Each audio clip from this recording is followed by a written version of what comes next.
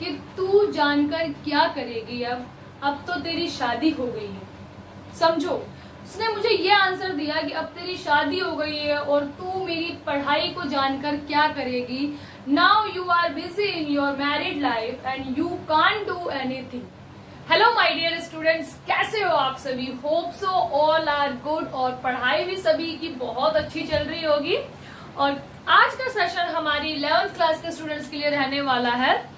पिछली वीडियो में मैंने एक्सरसाइज 3.1 के 2 क्वेश्चंस के सारे पार्ट्स करवाए थे और लास्ट के 2 से 3 शायद मैंने आपको पार्ट जो है एज अ होमवर्क दिए थे। तो उम्मीद करती हूँ आप सभी ने वो होमवर्क किया होगा और सभी के बिल्कुल सही आंसर्स आए होंगे। और अगर किसी बच्चे के आंसर्स मैच नहीं हो रहे एनसीईआरटी से या किसी का सॉल्यूशन किसी से नहीं हुआ है तो please students let me no. This classes is only for you. ये क्लासेस आप सभी के लिए है। किसी को कहीं भी किसी सब्जेक्ट में प्रॉब्लम आती है तो students please let me no. ठीक है, तो आज का सेशन स्टार्ट करते हैं और आज के सेशन का स्टार्टिंग हम क्वेश्चन नंबर 3 से करेंगे। ठीक है, तो चलिए स्टार्ट करते हैं।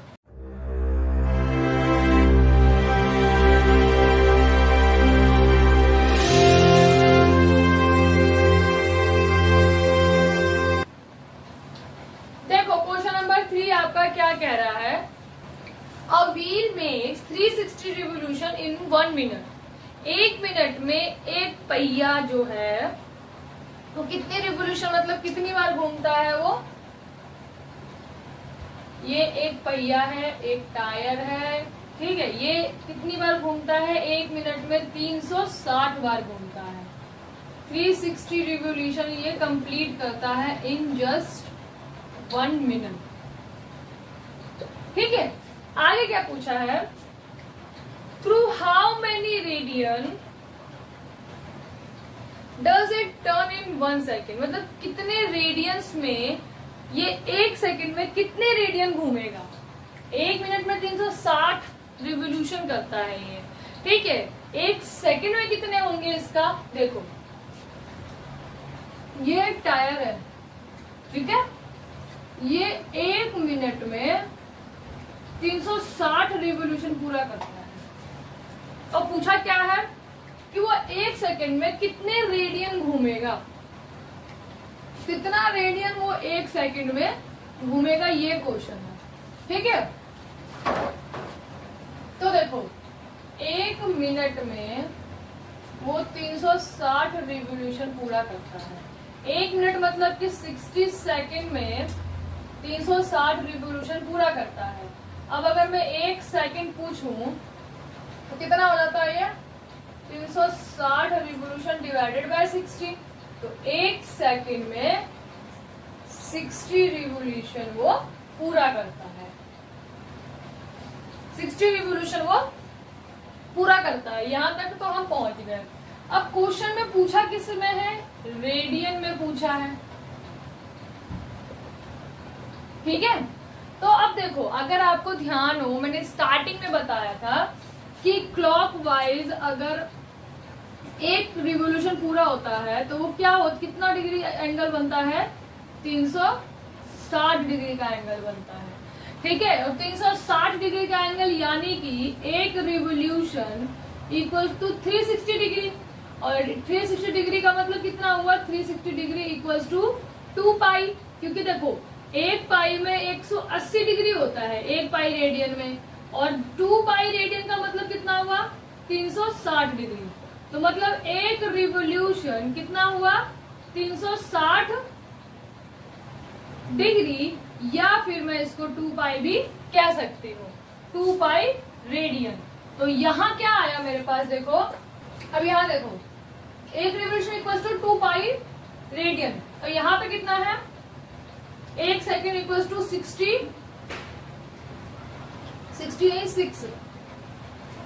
6 रिवोल्यूशन। 1 सेकेंड में कितना है? 6 रिवोल्यूशन। तो एक रिवोल्यूशन में 2 पाई है, तो 6 रिवोल्यूशन में कितना पाई हो जाएगा? मतलब कितने रेडियन?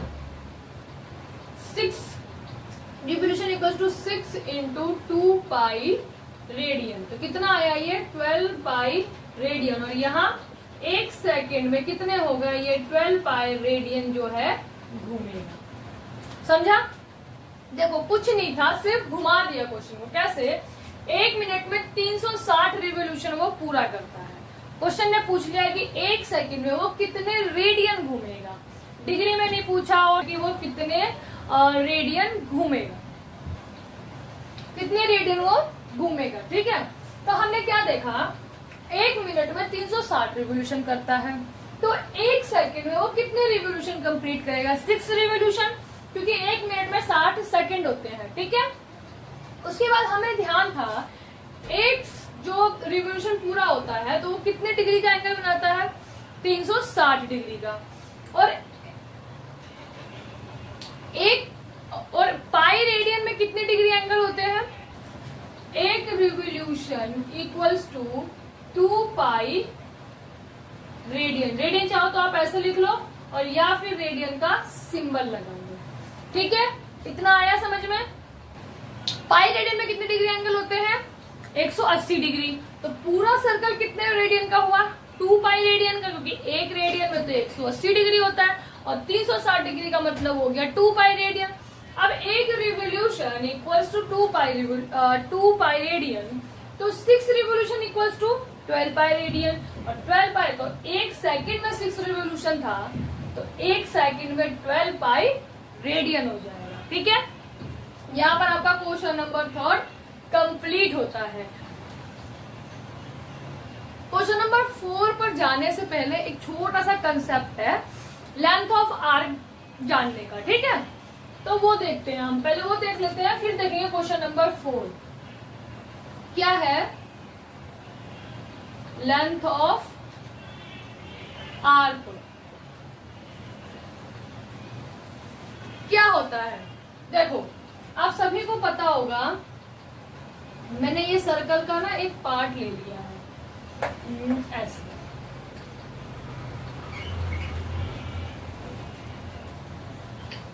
ये सेंटर है, सेंटर से एक रेडियस ये ले ली, एक रेडियस ये ले ली और ये मैंने इसको मिला दिया। ठीक है, अब देखो यहां पर आर्क क्या है? आर्क ये है, ये इसकी लेंथ। ठीक है, ये क्या है? हमारी आर्क की लेंथ। और ये क्या है? हमारा रेडियस। ये क्या है? हमारा रेडियस। इतना सबको पता है। और ये क्या है हमारा? ये है सेंटर।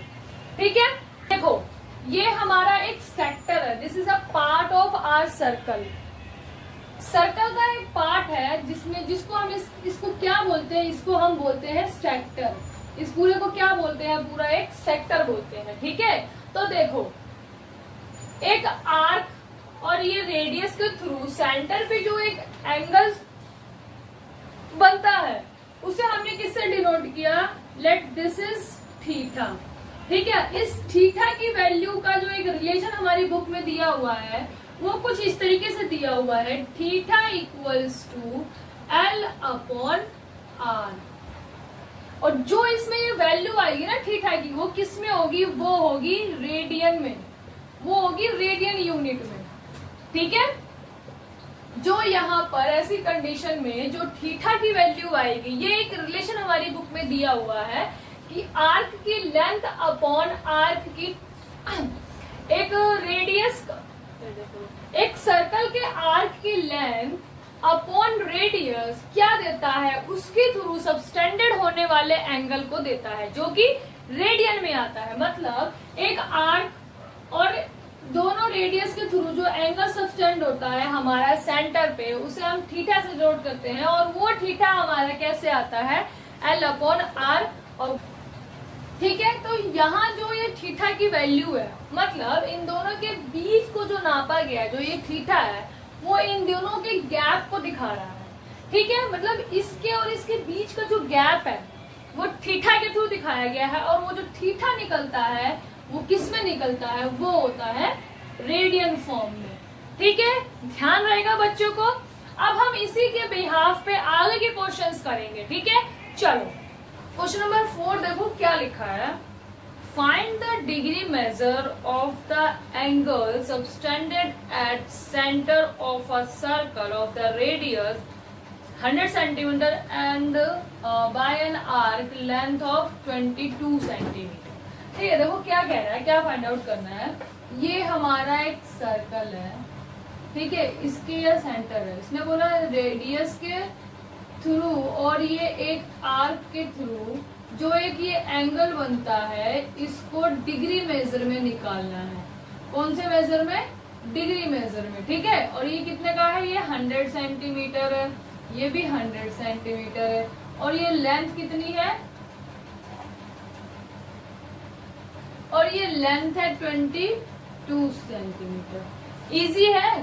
देखो यहाँ पे रेडियस क्या दिया हुआ है हमारे पास, radius is equals to 100 centimetre, और आर्क की लेंथ क्या है? Length of arc that is 22 centimetre. और हमारा थीटा कैसे निकलता है?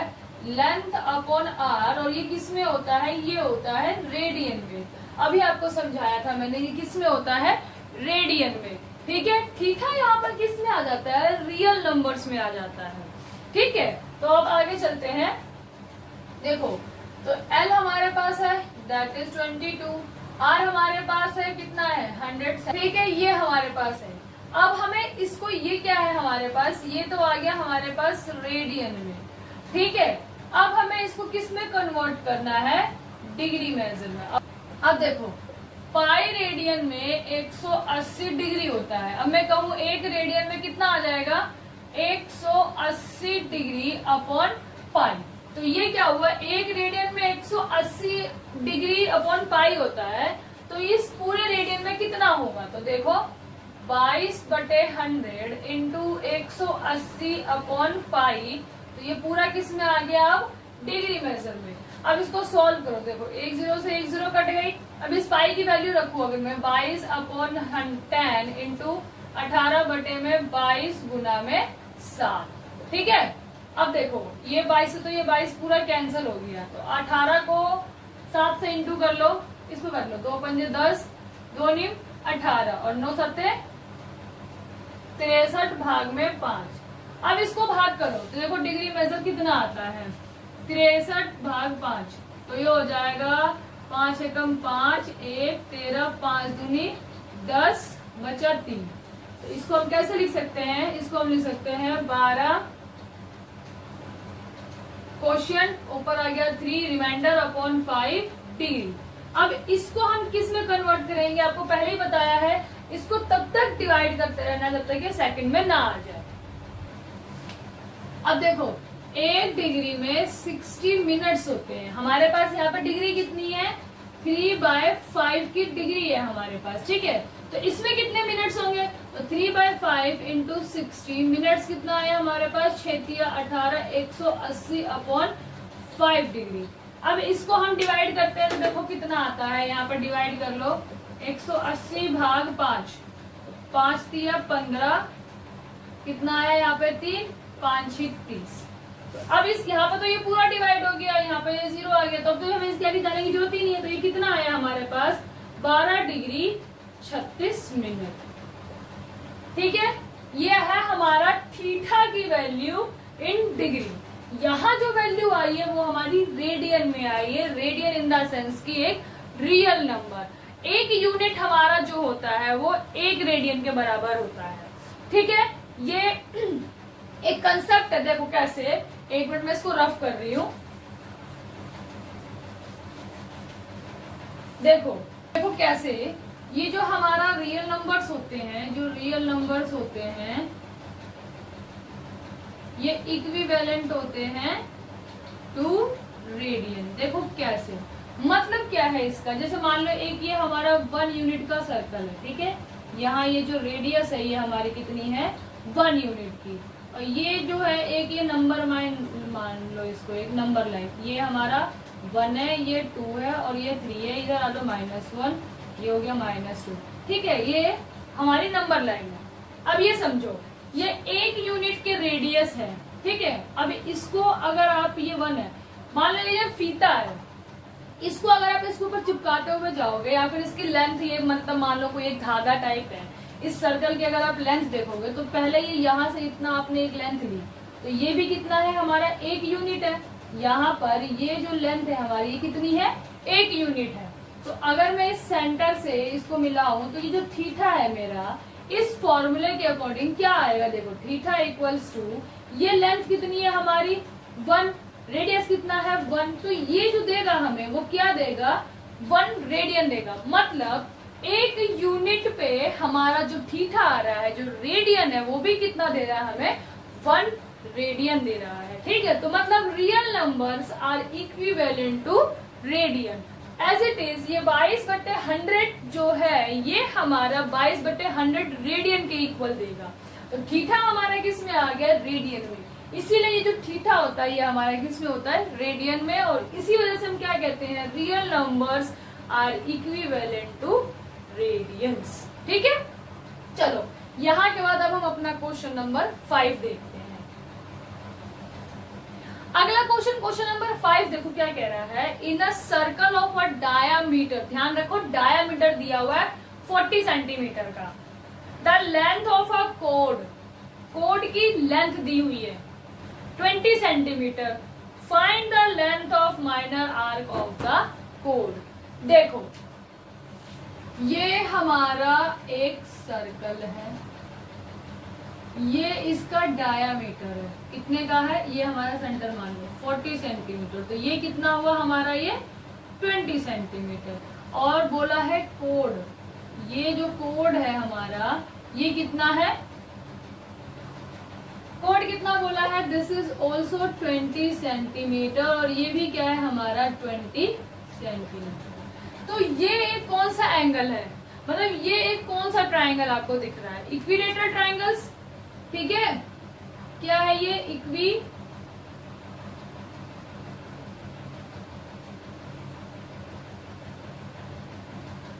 और इक्विलेटरल ट्राइंगल में थीटा कितने डिग्री का होता है, वो होता है 60 डिग्री का। समझ में आया, जिसकी तीनों साइड्स इक्वल होती हैं वो कौन सा ट्राइंगल होता है, इक्विलेटरल ट्राइंगल। हिंदी में समबाहु त्रिभुज बोलते हैं।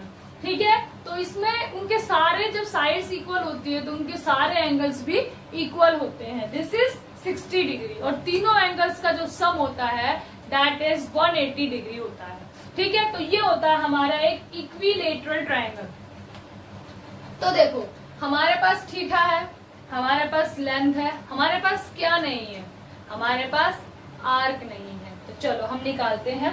देखो थीटा हमारे पास किस में है, डिग्री में, और हमें किस में चाहिए होता है, वो रेडियन में होता है। जो ये हमारे पास थीटा होता है ये क्या होता है, L/R होता है, और ये जो वैल्यू होती है वो किस में होती है, रेडियन में होती है। तो इसको हमें किस में चेंज करना पड़ेगा, रेडियन में। तो चलो स्टार्ट करते हैं। देखो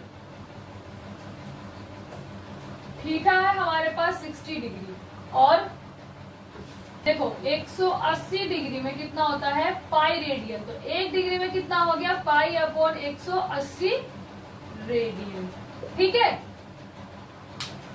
और हमारे पास कितना डिग्री है, 60 डिग्री।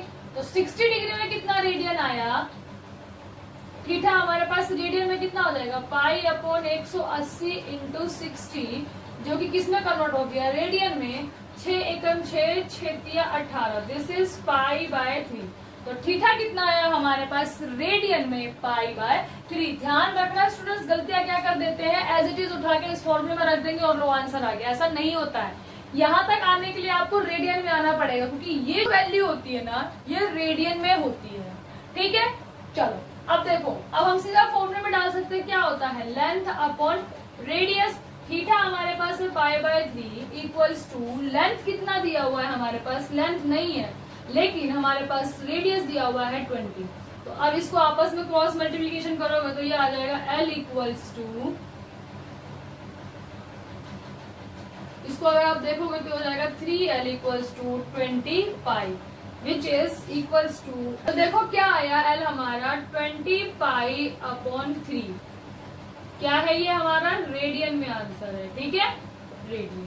तो यहाँ अपना क्वेश्चन नंबर 5 कंप्लीट होता है। देखो क्वेश्चंस छोटे हैं लेकिन उसमें कंसेप्ट हमारे यूज हो रहे हैं। जैसे यहाँ पर क्या था, देखो डायरेक्टली उन्होंने थीटा ना देके एक ट्राइंगल दे दिया, उस ट्राइंगल से आपको आइडिया लेना था, कंसेप्ट लिंक करना था कि ऐसा कौन सा ट्राइंगल होता है। तो ये इक्विलेटरल ट्राइंगल था, इक्विलेटरल ट्राइंगल की इक्विलेटरल समबाहु त्रिभुज के कैरेक्टरिस्टिक्स विशेषताएं क्या क्या थी, जिनकी तीनों साइड्स इक्वल होती है और उनका हर एक एंगल कितना होता है 60 डिग्री का। यहाँ से हमें थीटा पता चला, लेकिन थीटा किस में था हमारे पास, डिग्री में। और हमारे पास जो वैल्यूज होती हैं that is in the radian form, ठीक है। तो वो वैल्यूज किस में होती है, रेडियन फॉर्म में। तो पहले हम इसको किस में कन्वर्ट किए हैं, रेडियन में, एंड देन उसके बाद हमने हमारी लेंथ निकाली रेडियन में, which is equivalent to real numbers, ठीक है। अभी हम अपना क्वेश्चन नंबर 6 देखते हैं। देखो क्वेश्चन नंबर 6 क्या कह रहा है, क्वेश्चन नंबर 6 कह रहा है if in 2 circles arcs of the same length subtended angles 60 degree and 75 degree center at the center find the ratio of their radii। देखो लेंथ सबस्टैंडर्ड सेम लेंथ के हैं, मतलब दोनों के जो आर्क की लेंथ है वो सेम है। जैसे ये मेरा एक सर्कल है और ये मेरा एक सर्कल है, ठीक है। यहाँ पे ये मेरा एक सेंटर है, ये यहाँ से यहाँ, ये कितना है हमने ले लिया, ये 75 डिग्री का है, ठीक है। और ये रेडियस हमें नहीं दी हुई है तो इसको मैंने R1 ले लिया। लेकिन ये जो लेंथ है L वो किसके इक्वल है, सेकंड वाला जो हमारा सर्कल का लेंथ ऑफ आर्क है उसके इक्वल है, ठीक है। ये दोनों सेम है, लेकिन ये रेडियस का नहीं बोला उसने सेम है, और ये थीटा दिया हुआ है हमें 60 डिग्री। बात समझ में आई। ये दो हमें सर्कल्स दिए हुए हैं, एक 75 डिग्री का है, एक 60 डिग्री का है, लेकिन both are have same length of arc. दोनों की आर्क की जो लेंथ है वो L है, हमने ये लेट किया हुआ है, ठीक है, कि दोनों का लेंथ जो है वो सेम है, ये दिया हुआ है। लेंथ को हमने L माना हुआ है, रेडियस हमारे पास नहीं है, और इनका क्या बताना है, रेशो बताना है। मतलब R1 अपॉन R2 का हमें क्या बताना है, ratio. Ratio in the sense की उसके अपॉन में वो संख्या आ जाती है, भाग में आ जाती है, ठीक है। तो चलो ये है हमारा θ1, ये है हमारा θ2। θ1 बोल लो इसको θ1, इसको θ2। तो देखो मेरे पास यहाँ पे देखो थीटा किसमें दिया हुआ है, जो थीटा है हमारा, सबसे पहले ये क्वेश्चन नंबर 6 है। थीटा सबसे θ1 पहले क्या है 75 डिग्री, और यहाँ θ2 क्या है हमारे पास 60 डिग्री। सबसे पहला स्टेप हमारा क्या होना चाहिए, सोचो। सबसे पहला स्टेप हमारा होना चाहिए they should be in the form of radian. तो देखो 180 डिग्री कितना होता है हमारा पाई रेडियन, और 1 डिग्री कितना होगा हमारा पाई अपॉन 180 रेडियन। तो अब हम इनकी फॉर्म चेंज करेंगे। 75 डिग्री का रेडियन कितना हो जाएगा, 75 रेडियन का, सॉरी 75 डिग्री का रेडियन में कन्वर्जन कितना होगा, देखो सॉल्व करो इसे। 5 एकम 5, 5 पंजे 25, 5 तिया 15 और 5 6 30। अभी जाएगा ये 3 से, 3 एकम 3, 3 दूनी 6, 3 पंजे 15। तो ये हो गया हमारे पास 5 पाई बाय 12, ये इसका रेडियन है। अब हम इसका रेडियन देखते हैं, 60 गुना में 12 भाग में 180, तो ये आ जाएगा हमारे पास रेडियन में 6 कम 6, 6 तिया 18, दैट इज पाई बाय 3। ये तो हमारे पास थीटा किस में आ गए, रेडियन में, ठीक है। चलो अब हम सॉल्व करते हैं। हमारे θ1 क्या है, θ1 L अपॉन R1, यहाँ θ2 L अपॉन R2। थीटा दिया हुआ है हमारे पास θ1 that is 5 pi by 12 equals to L upon R1, और यहाँ θ2 कितना है पाई बाय 3 R2, सॉरी यहाँ थीटा कितना दिया हुआ है हमारे पास pi by 3 equals to L upon R2। यहाँ से R1 निकालो, कितना आएगा, R1 equals to L into 12 by 5 pi, ठीक है। और यहाँ से R2 निकालो तो ये आएगा L इंटू 3 अपॉन पाई। अब हमें क्या निकालना है, फाइनल हमें निकालना है R1 upon R2, that is R1 upon R2। R1 ये है L into 12 divided by 5 pi, R2 क्या है हमारे पास L into 3 divided by pi. अब इसे सॉल्व करो तो क्या हो जाएगा, ये हो जाएगा 12L upon 5 pi into pi upon 3L। ये पाई से ये पाई कैंसिल हो गया, इस L से ये L कैंसिल हो गया, तो क्या आया हमारे पास R1 upon R2 equals to 12/50। Final answer क्या आया हमारे पास, इसको सॉल्व करने के बाद दिस इज दिस, तो हम इसे लिख सकते हैं R1 रेशो R2 कितना आया हमारे पास 12/50। इसको अगर आप काट दोगे तो यह हो जाएगा 3 चौक 12, 3 पंजे 15। ठीक है, तो फाइनली यहाँ हमारा क्वेश्चन नंबर 6 कंप्लीट होता है। आप चाहो यहाँ पर भी आंसर रख सकते हो, आप चाहो यहाँ पर भी आंसर छोड़ सकते हो। ठीक है, फाइनल आंसर तो हमारा यही होगा, कट पिट के यही बचेगा 4:5। जिसने इसको थीटा 1 इसको लिया होगा उसके लिए ये पहले आ जाएगा, ये बाद में आ जाएगा। ठीक है, मैंने इसको थीटा 1 लिया इसलिए ये पहले आया है मेरा। ठीक है, अब हम चलते हैं अपना question number 7, that is last question of our exercise 3.1। ठीक है, चलो। लोग कहते हैं ना स्टूडेंट्स की किसी की भी बात को ना दिल पे मत लो। मैं कहती हूँ अगर आपको कोई चैलेंज कर रहा है तो उसे दिल पे जरूर लो और उस बंदे को याद रखो, भूलो मत। ठीक है, भूलो मत तब तक जब तक कि आप उसके चैलेंज को एक्सेप्ट करके उसको पूरा ना कर सको। मैंने अपनी एक स्टोरी बताती हूँ।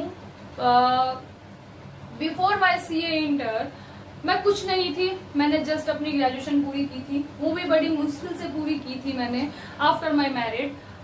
मेरी एक फ्रेंड थी और उससे व्हाट्सएप पे चैटिंग चिट चैट करते टाइम में उस लड़की ने मुझे ये बोला था, मैंने उससे ये पूछा था कि आप क्या कर रहे हो स्टडी में, एंड देन उसने एक ऐसा आंसर दिया जो मैंने एक्सपेक्ट नहीं किया था। सोचो वो मेरी अपनी फ्रेंड थी, बेस्ट फ्रेंड में से एक थी, जिसको मैंने शिद्दत से बोलते हैं ना फ्रेंडशिप मैंने शिद्दत से निभाई थी उसके साथ में, और उस फ्रेंड ने मेरे साथ में ये आंसर दिया कि तू जानकर क्या करेगी, अब तो तेरी शादी हो गई है। समझो, उसने मुझे ये आंसर दिया कि अब तेरी शादी हो गई है और तू मेरी पढ़ाई को जानकर क्या करेगी। Now you are busy in your married life and you can't do anything. Friends, वो बात मुझे इतनी चुभी, हालांकि मैंने उसको रिप्लाई नहीं दिया। मैंने कहा ठीक है, तूने बोला, मैं मानती हूँ मेरी शादी हो गई है और मैं कुछ नहीं कर सकती। ठीक है, बट मैं उस लड़की को भूली नहीं। और उसके अगले ही साल मेरा CA इंटर आया, CA इंटर के एडमिशन स्टार्ट थे। ठीक है, और ये बात किसी को नहीं पता थी that I am pursuing with my CA course. ठीक है, और जब वो रिजल्ट आया स्टूडेंट्स, आप बिल्कुल बिलीव नहीं करोगे, मेरे लिए भी अनएक्सपेक्टेड रिजल्ट था, क्योंकि बहुत सुना है मैंने CA इंटर, कई बच्चों के 10-10 अटेम्प्ट लगते हैं एक इंटर को क्लियर करने में, और मैं ये सोचती थी कि यार जब मेरे से इंटेलिजेंट लोग रखे हुए हैं, जब उनका नहीं हुआ तो मेरा कैसे हो सकता है। बट स्टिल मुझे भरोसा था अपनी मेहनत पे, और मेरे हस्बैंड को मुझ पे बिलीव था कि बिंदु तुझसे नहीं होगा तो किससे होगा। ठीक है, इसीलिए स्टूडेंट्स, और फिर मेरा फर्स्ट टाइम में ही जब रिजल्ट आया, मेरे सभी दोस्त, मेरे रिश्तेदार, मतलब इवन माय ओन पेरेंट्स, मेरे मदर फादर तक को भी नहीं आइडिया था that I am pursuing with my CA course. और जब रिजल्ट आया तो आप बिलीव नहीं कर सकते हो स्टूडेंट्स, किसी को मुझ पे फेथ नहीं हुआ, किसी को मुझ पे भरोसा नहीं हुआ कि ये मेरा रिजल्ट है, वो फर्स्ट टाइम में आया।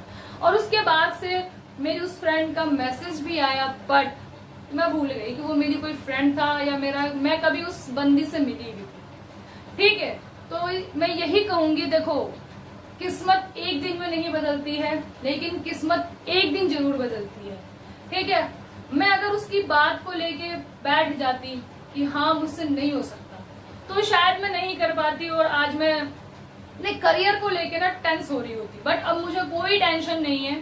ठीक है, इंटर कर लिया है मैंने, फाइनल भी मुझे भरोसा है, उम्मीद है, मैं कोशिश करूंगी, नहीं होगा मैं फिर से कोशिश करूंगी, बट मैं छोड़ूंगी नहीं। ठीक है, तो उस बंदी को जवाब देना बहुत जरूरी था कि मेरी शादी हो गई है, तो उस लड़की को ये नहीं पता था कि मेरी शादी हो गई है और मैं कुछ नहीं कर सकती हूँ। ठीक है, तो किसी की भी बातों को ना आप एकदम से रिएक्ट मत करो, उसकी बात को सुनो, दिमाग में रखो, दिल में रखो और उसको आंसर तब करो जब आपका समय बदल जाए। ठीक है, चलो इसी के साथ हम अपना क्वेश्चन नंबर 7 देखते हैं। ये स्टोरी से ये मोटिवेट होने की जरूरत है आपको कि स्टूडेंट्स देखो, कोई दूसरे बंदे को ना ये अथॉरिटी मत दो कि वो आपको जज करे कि आप क्या कर सकते हैं और क्या नहीं कर सकते हो। ठीक है, चलो हम कहा थे क्वेश्चन नंबर 7 पे थे। देखो, find the angle in radian through which a pendulum swings if its length is 75 centimeter and the tip described as an arc of the length। देखो क्वेश्चन नंबर 7 कुछ नहीं है, घबराना नहीं है, रेडियन में बोला है। देखो कैसे, एक कोई पेंडुलम है, ठीक है, ये टिप है उसकी, वो कुछ ऐसे, तो ड्राइंग थोड़ी अच्छी नहीं है, चलो फिर भी ट्राई करते हैं। एक ये मेरा कोई पेंडुलम है, ये यहाँ से ऐसे है, ये ऐसे है, ये इसका टिप है, ठीक है, और ये ऐसे और ऐसे हो रहा है। ठीक है, ये एक पेंडुलम है जो स्विंग कर रहा है ऐसे ऐसे। और क्या बोला है, इसकी जो लेंथ है, मतलब ये जो लेंथ है वो कितनी है, 75 सेंटीमीटर है। ये एक तरीके से मान लो जब ये घूमेगा तो ये पूरा एक सर्कल है, ये सर्कल का एक सेक्टर है। ठीक है, तो ये एक तरीके से रेडियस हो गया हमारा, और ये क्या है, हमारा एक आर्क है। इसकी लेंथ कितनी दी हुई है, 3 लेंथ दी हुई है, मैं एक करके दिखा रही हूँ, बाकी तो आप कर लेना। ठीक है, चलो देखो, ये पहला लेंथ मैंने लिया है, मतलब क्वेश्चन नंबर 7 का फर्स्ट पार्ट में कितना दे रखा है, ये लेंथ 10 सेंटीमीटर।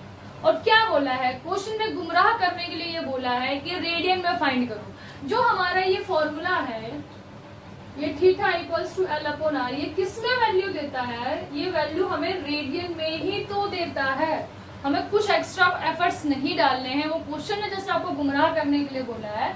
हमारा ये जो वैल्यू होती है वो रेडियन में ही होती है। तो इस क्वेश्चन इतना सिंपल है, इसको उठाओ, फॉर्मूले में डालो, देखो वैल्यू क्या आती है। थीटा इक्वल्स टू लेंथ कितनी है हमारे पास, 10 सेंटीमीटर, और ये 75 सेंटीमीटर हमारी क्या है, रेडियस है। तो ये आ गया 10/75 रेडियन। ठीक है, ठीक है, ये हो गया। अब इसमें देखो, ये जो है इसको काट दो, कितने पे कट जाएगा, 5 दूनी 10 और 5 एकम 5, 5 पंजे 25 radian. As it is second part है हमारा। सेकेंड पार्ट में लेंथ कितनी दी हुई है, देखो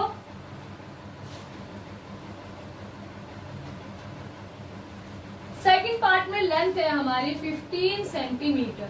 कुछ नहीं है, अपना थीटा रखो, L equals to R। Length कितनी दी हुई है हमारे पास, 15 सेंटीमीटर। R कितना है हमारा, सब में ही 75 सेंटीमीटर है। तो कितना आया हमारे पास थीटा, 15 कम 15, 15 पंजे 75, 1/5 रेडियन। ध्यान रखना, ये सब हमारा जो होता है वैल्यू वो रेडियन में ही होता है। पहला कंसेप्ट ही हमारे इस फॉर्मूले का, इस रिलेशन का यही था कि जो वैल्यू मिलती है that is in the form of radian. ठीक है, चलो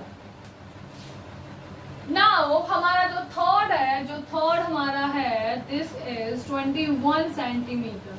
again put it in formula. क्या है हमारा, 11 L अपॉन R। L कितना है हमारे पास, 21 भाग में 75, 3 से भाग कर लो, 3 7 21, 3 दूनी 6, 3 पंजे 15, अब नहीं जाएगा, तो 7/25 रेडियन हमारा ये थीटा है। थीटा इन द सेंस ये। ठीक है, सब में अपनी ये वैल्यूज चेंज कर लेना और इस तरीके का पेंडुलम बना लेना। तो यहाँ हमारा एक्सरसाइज 3.1 कंप्लीट होता है। उम्मीद करती हूँ मेरे 11th क्लास के स्टूडेंट्स को कंसेप्चुअल क्लैरिटी के साथ ये एक्सरसाइज 3.1 कंप्लीट हुआ होगा। नहीं हुआ है, कोई बच्चा कहीं अटक रहा है, तो please students let me know, I am there for you. ठीक है, अगर कहीं भी कोई बच्चा किसी सब्जेक्ट में अटकता है तो प्लीज मुझे मेरे कमेंट सेक्शन में बताओ, और वो क्वेश्चन मुझे मिला तो मैं उसका आंसर जरूर करूंगी। ठीक है, तो यहाँ पर आज का सेशन हमारा कंप्लीट होता है। मिलते हैं हमारी नेक्स्ट वीडियो में। और एक चीज स्टूडेंट्स, मैं आपको हमेशा कहती हूँ, मोटिवेशन के लिए ना आप वीडियो मत ढूंढो।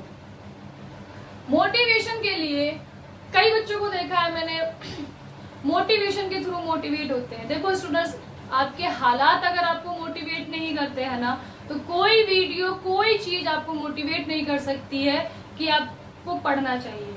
सबसे बड़ी चीज जो आपको मोटिवेट करती है दैट इज कि आप जो चीज कर रहे हो वो क्यों कर रहे हो। क्यों का आंसर अगर आपके पास है तो आपको किसी भी बाहरी मोटिवेशन की रिक्वायरमेंट नहीं है। तो so don't waste your time on finding motivational videos. ठीक है, चलो मिलते हैं हमारी नेक्स्ट वीडियो में with next exercise and next concepts.